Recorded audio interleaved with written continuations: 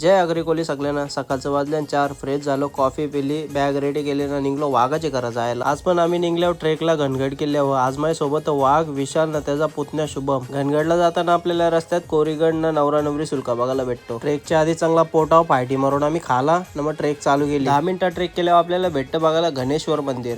तिथं दर्शन केलं ना निघलो पुरं. घनगडावर जाताना जाम भारी जंगल लागतं. जंगलाची ट्रेक करून अर्ध्या नेल्यावर आपल्याला भेटतं गारजाई मंदिर. मंदिराच्या समोरच्या बाजूलाच शिवकालीन दीपस्तंभ.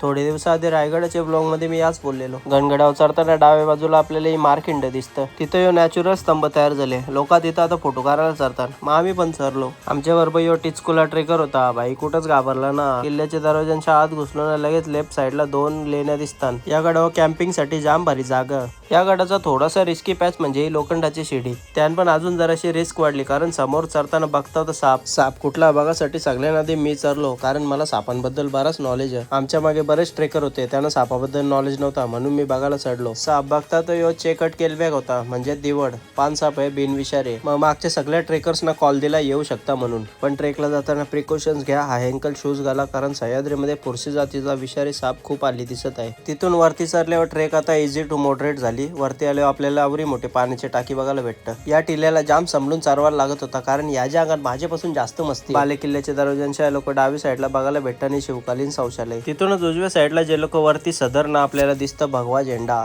घनगडावल्या आपल्याला बघायला भेटतं तैलबाईला किल्ला न सुधागड किल्ला. सुधागडचं तर बुरुज पण एकदम स्पष्ट दिसतात. ही दोघं अशी झोपलेली तसे काही आई गारे उपसल्यान न दमल्यान पकी. यो सह्याद्री आहे दोस्ता. त्याची सुंदरता तिथं जेल्याशिवाय समजणारच ना कोणला. गड फिरून झाला ना आम्ही आलो या फेमस ठिकाणी. डोंगराचा एक भाग तुटला ना साईडला पडला. त्याच्यामुळे नॅचरल फट तयार झाले. त्या गॅप मध्येच जरासा वरती वाघजाई आईचं मंदिर. गड डिसेंड करून आम्ही निघलो परतीच्या वाटेला. गडाची आखी माहिती भेटेल तुम्हाला माझ्या युट्यूब चॅनलवर थोडे दिवसांत ब्लॉग टाकीन मी. आणि हो सह्याद्री खुलते सगळीकडे सोनकी भरले. जायला विसरू नका, नक्कीच बघायला जा. आणि जाताना सेफ्टी प्रिकॉशन्स नक्की घ्या. डिसेंड केलं ना आमचे रंबा जेवण आम्ही निघलो घरा जायला. ब्लॉग पटला तर लाईक करा, शेअर करा, फॉलो करा, यूट्यूबला सबस्क्राईब पण करा. चला बाय बाय, जय श्रीराम.